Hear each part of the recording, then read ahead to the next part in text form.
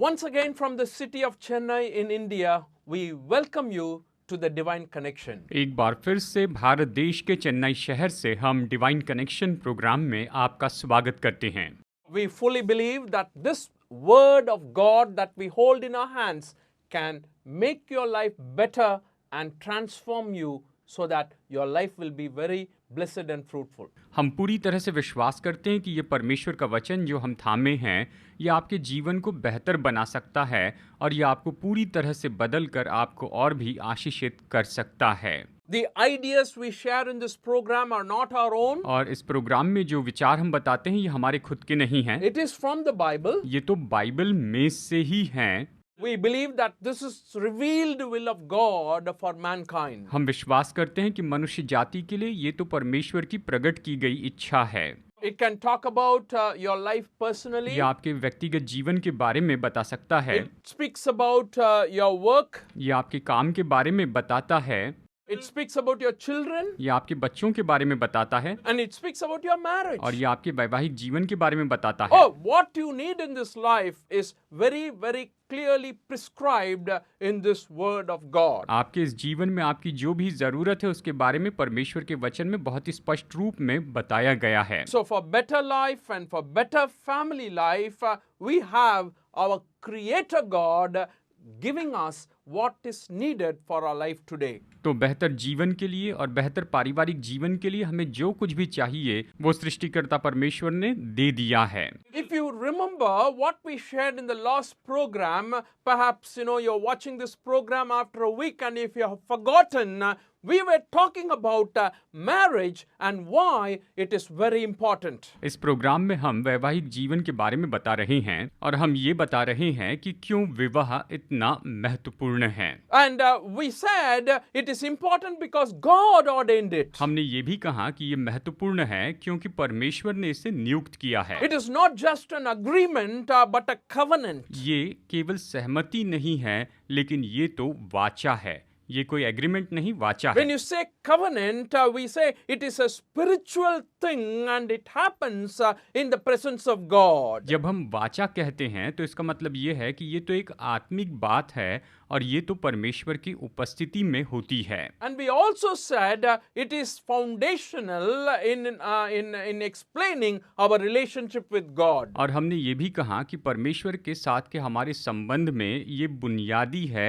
इस तरह से हमने आपको ये बताया था। And Bible says in the book of Ephesians, for this man, a man will leave his father and his mother and be united to his wife and they will become one flesh. और Bible इस तरह से इफिसियों में कहती है, इस कारण मनुष्य अपने माता पिता को छोड़कर अपनी पत्नी से मिला रहेगा और वे दोनों एक तन होंगे। इस तरह से वचन कहता है। And this is a profound mystery.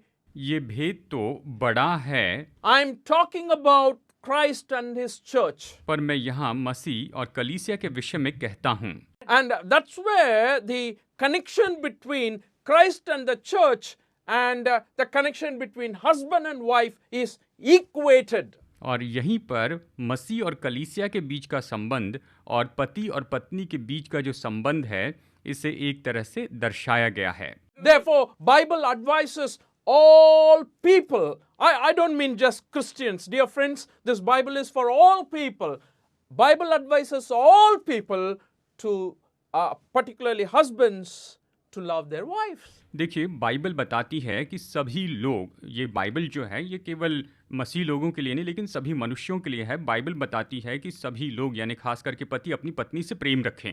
Husbands, love your wives just as Christ loved the church. मसीह ने जैसे कलीसिया से प्रेम रखा वैसे ही हे पतियों अपनी पत्नी से प्रेम रखो। How did Christ love his church? मसीह ने कलीसिया से कैसे प्रेम रखा? Bible says that he gave himself up for her. Bible कहती है कि उसने अपने आप को उसके लिए दे दिया। He wanted the church to become glorious, वो चाहते हैं कि कलीसिया जो है वो तो महिमा में कलीसिया हो, to become a radiant church, ये तेजो में कलीसिया हो जाए, and the church to become pure and without wrinkle. कलीसिया शुद्ध हो जाए और बिना झुर्री की हो। Jesus gave his life for the church and for the people. यीशु मसीह ने अपना जीवन कलीसिया और लोगों के लिए दे दिया, And that's why this relationship is so very important. और इसीलिए ये संबंध तो बहुत ही महत्वपूर्ण है। And Bible says, in the same way, husbands love your wife. और बाइबल कहती है बिल्कुल इसी तरह से हे पतियों अपनी अपनी पत्नी से प्रेम रखो। And are you having that kind of a wonderful experience today? All those who are married. आप जो विवाहित लोग हैं, क्या आप अपने जीवन में इसी तरह का अनुभव कर रहे हैं? In other words, simply if I ask you, do you have a happy marriage? दूसरे शब्दों में अगर मैं आपसे ये पूछूं कि क्या आपका वैवाहिक जीवन बड़े आनंद का है, Have you thought about if you're not happy, how to keep my marriage happily going? अगर आप खुश नहीं हैं तो क्या आप ये सोच रहे हैं कि मैं अपने वैवाहिक जीवन को किस तरह से आनंदित बना सकता हूं? And there are different people to help you, guide you. There are a lot of counselors to give you advice. आपकी मदद और मार्गदर्शन के लिए बहुत से लोग हैं, सलाहकार जो आपको सलाह दे सकते हैं। Sometimes people give advice, if you have adequate money, enough money, your marriage will be good. कई बार लोग इस तरह से सलाह देते हैं कि अगर आपके पास बहुत पैसा है तो आपका वैवाहिक जीवन अच्छा होगा। Or you have good jobs and you're working properly, you'll have. अगर आपके पास अच्छी नौकरी, अच्छा काम कर रहे हैं तो आपका वैवाहिक जीवन अच्छा होगा।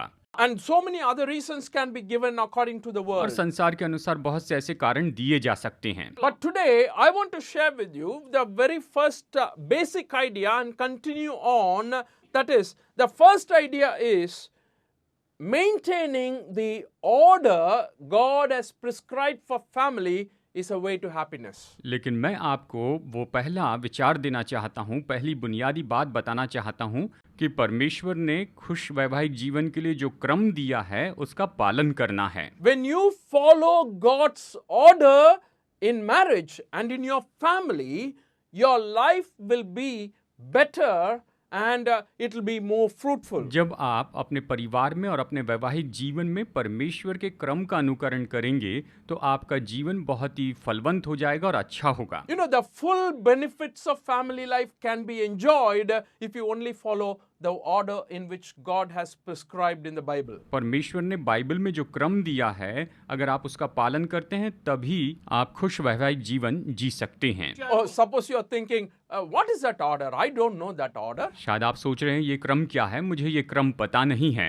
Or if you know it, it's fine. Suppose you think you don't know, I'm going to share it with you. अगर आप जानते हैं तो बहुत अच्छा है, नहीं जानते हैं तो मैं आपको बताता हूँ। But when I say order in the family, I also mean the roles that each partner must play in the family life. परिवार में सही क्रम के बारे में जब मैं कहता हूँ तो हर एक जीवन साथी को अपने परिवार में जो भूमिका निभानी है वो भी है। When you compare a married life to the olden days, in the past, there are a lot of changes have taken place. अगर आप वैवाहिक जीवन की तुलना पुराने जमाने के वैवाहिक जीवन से करें तो अभी उसमें बहुत से बदलाव आ चुके हैं। In the 21st century, married relationships have gone through a lot of changes. 21वीं सदी में वैवाहिक संबंधों के बीच में बहुत से बदलाव आ चुके हैं। In the way people look at family life. जिस तरह से लोग परिवार के जीवन को देखते हैं, People raise up children. लोग जिस तरह बच्चों की परवरिश करते The हैं, importance that are given in the priorities that are given in the families. परिवार में जो महत्व दिया गया है, जो प्राथमिकताएं दी गई हैं, Perhaps we can say culture plays a lot of part in all these changes. हम कहेंगे इस बदलाव के लिए परंपरा की बहुत बड़ी भूमिका है। And also, I know of a community in the northeastern part. मैं हमारे देश के उत्तरी पूर्व राज्य के वहाँ की जो परंपरा है उसके बारे में जानता हूँ। And in Meghalaya, people, the women take care of the household in the sense of they manage their families. Meghalaya में स्त्रियां अपने घराने की देखभाल करती है, मतलब वो अपने परिवार को मैनेज करती, वही सब कुछ करती है। And a husband will be there, he will earn, he will do all these things, but the management of the family is given completely to the wife. पति जो है वो तो काम करता है, कमाई करता है, पैसा कमाता है, लेकिन परिवार की जो देखभाल है उसको मैनेज करना है सब पत्नी की जिम्मेदारी होती है। At the same time, another interesting thing we noticed there was the property or the share from the family is given to the girl children. एक बात मैंने वहाँ पर देखी है कि जो संपत्ति का भाग है वो तो बेटियों को दिया जाता है, ये उनकी परंपरा है।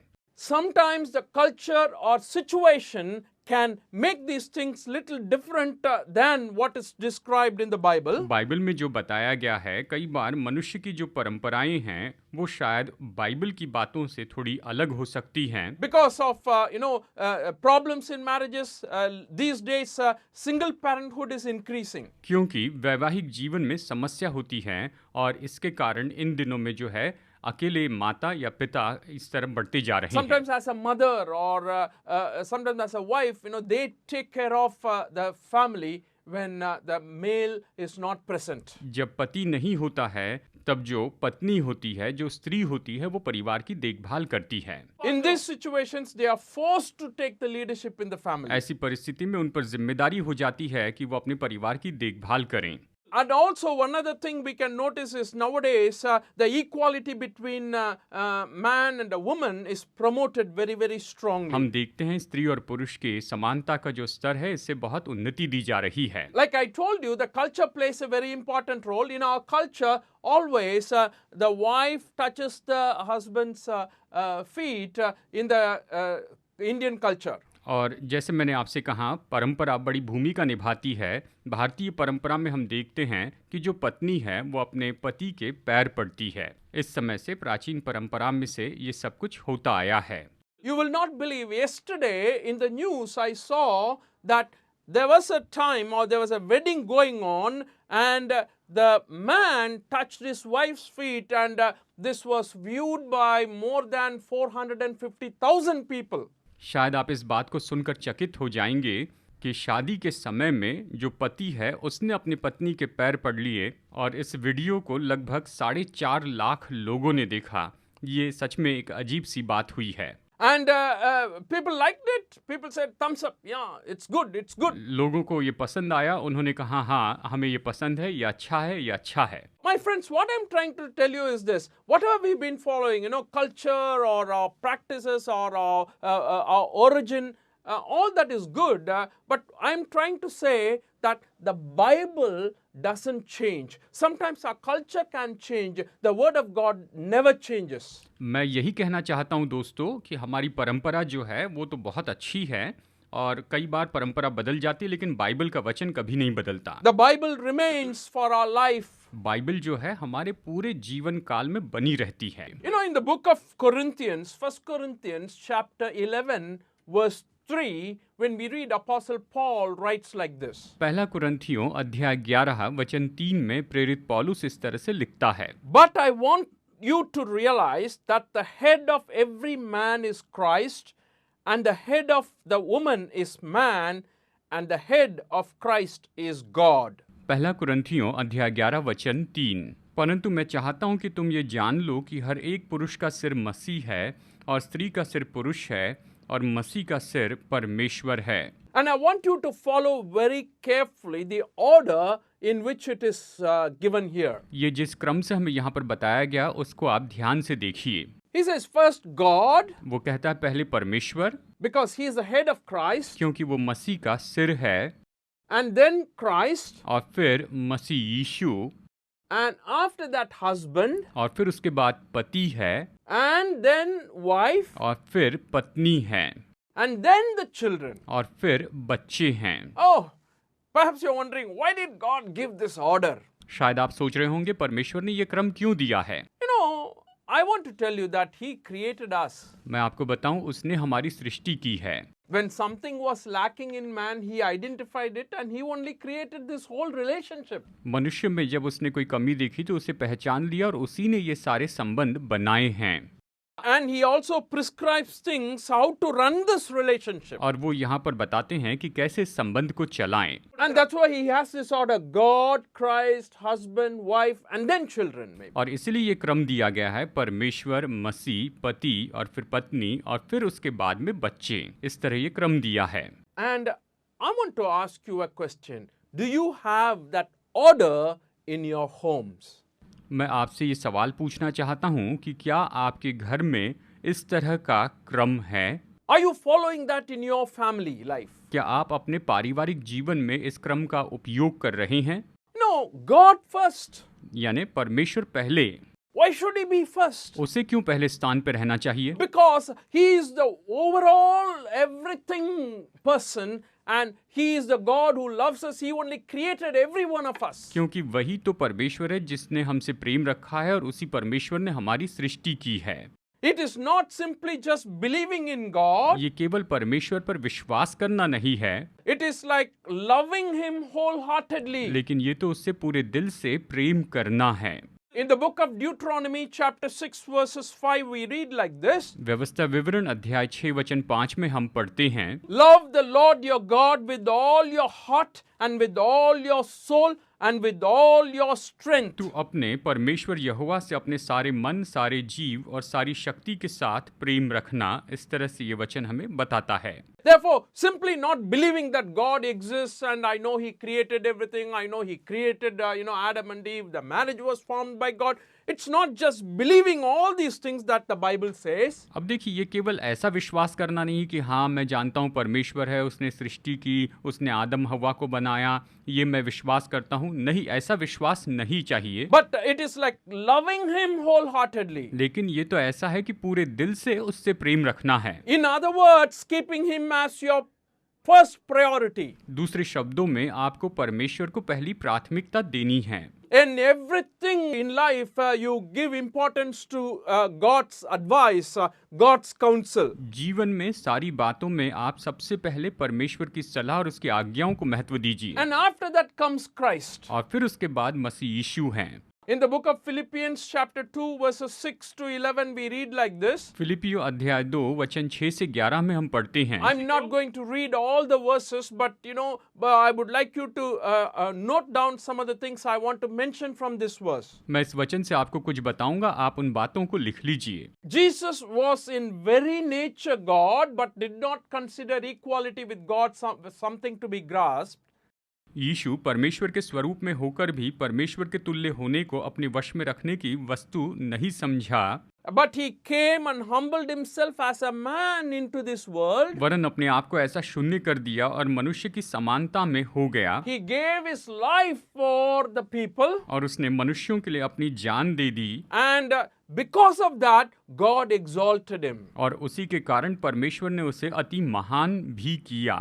And at the name of Jesus, every knee will bow, every tongue will confess that Jesus Christ is Lord. कि यीशु मसीह के नाम में हर एक घुटना टिकेगा और हर एक जीभ अंगीकार करेगी कि यीशु ही प्रभु है, यीशु ही परमेश्वर, ऐसे कहा। So God and Christ are very, very important even before husband and wife. यानी परमेश्वर और मसीह यीशु ये तो पति और पत्नी से भी ज्यादा बढ़कर महत्वपूर्ण है। When you make them very important, जब आप उन्हें बहुत ही महत्वपूर्ण बनाते हैं, naturally rest of the things will follow for our good and for the blessings. तो स्वाभाविक रूप में ही सारी बातें हमारी भलाई के लिए और आशीष के लिए होगी।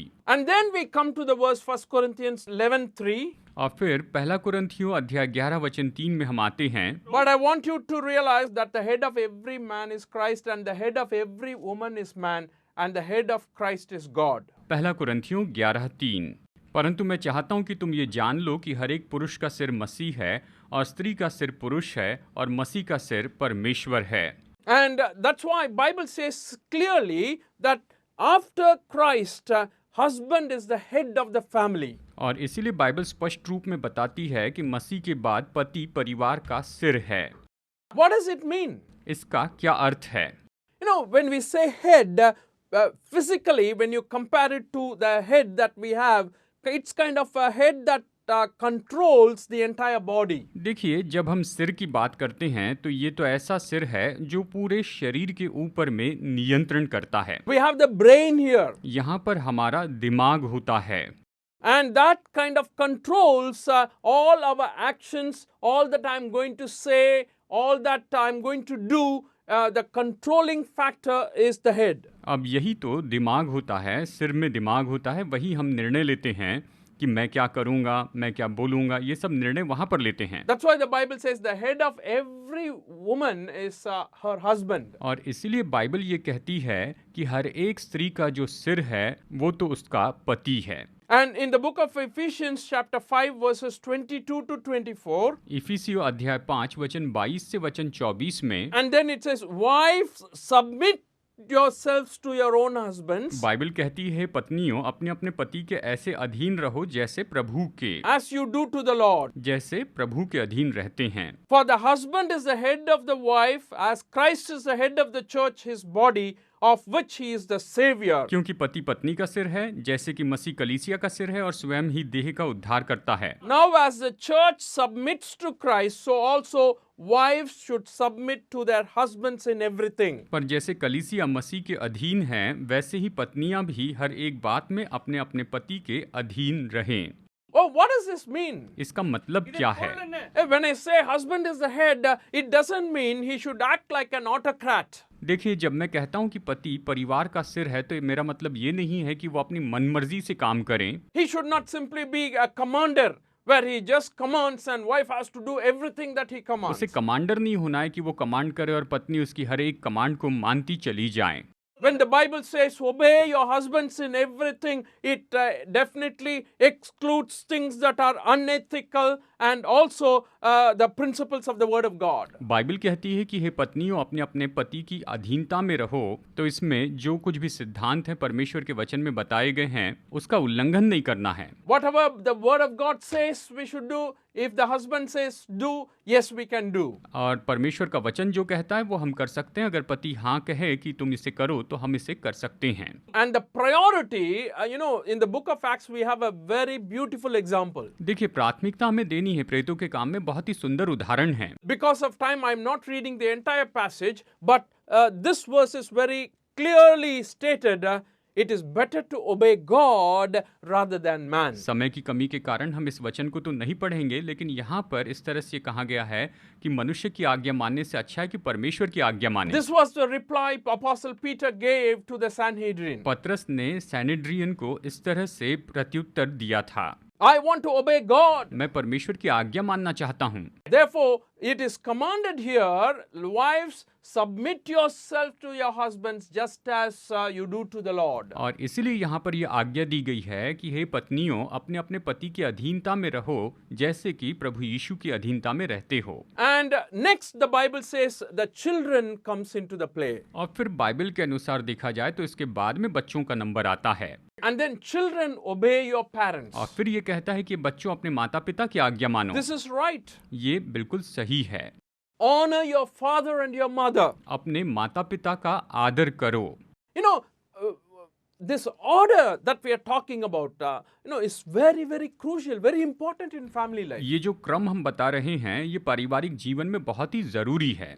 What we observe today is children become very important than the husband. अभी हम देख रहे हैं कि बच्चे जो हैं वो तो पति से भी ज्यादा महत्व रखने लगे हैं। Wife becomes the head, not the husband. या फिर पति नहीं लेकिन पत्नी सिर बनकर बैठती है। When we begin to distort this order that God has made and created for us, परमेश्वर ने हमारे लिए ये जो क्रम बनाया, अगर हम इसको तोड़ते हैं our families will definitely go through struggles. तो हमारा पारिवारिक जीवन मुश्किलों से होकर जाएगा। And when this order is not maintained, और जब इस क्रम के अनुसार काम नहीं करते हैं we will face problems in this तो world. इस संसार में हम समस्या का सामना करेंगे।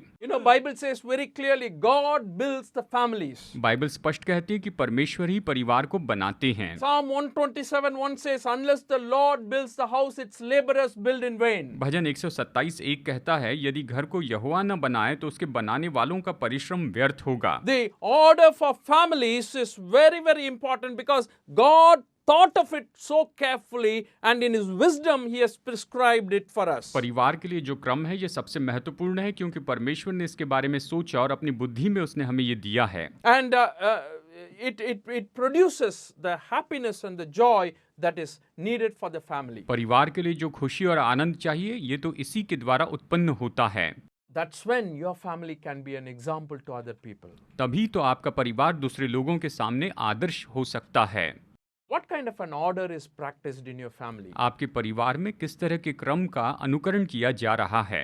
And if it is changed or distorted from the way it is prescribed in the Bible, we better give our ears, be attentive to what is said, and try to make some changes in our family life. Bible में जो क्रम दिया गया है, अगर ये उसके अनुसार नहीं है तो जो बातें मैंने आपको बताई उसे गौर से सुनकर अपने परिवार में बदलाव लेकर आइए। You know, Bible says, trust in the Lord and lean not on your own understanding. Bible कहती है कि प्रभु पर भरोसा रखें और अपनी समझ का सहारा न ले, इस तरह से बाइबल बताती है। Suppose you think, oh, this is working out for me, I'm fine. कहिए कि आप सोचते हैं ये मेरे लिए काम कर रहा है, मैं तो बिल्कुल ठीक हूँ। But I want to tell you, God's word is always better, superior, and greater, and only that can give you a permanent solution and happiness in your life. मैं आपको बताना चाहता हूँ कि परमेश्वर का जो वचन है वो तो बहुत ही बेहतर है, उत्तम है, अच्छा है, और यही आपके जीवन में सच्ची खुशी दे सकता है। May God bless your family life. परमेश्वर आपके पारिवारिक जीवन को बहुतायत से आशीष दे।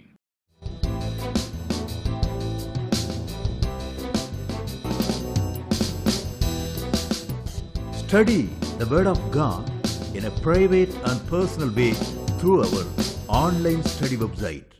Contact number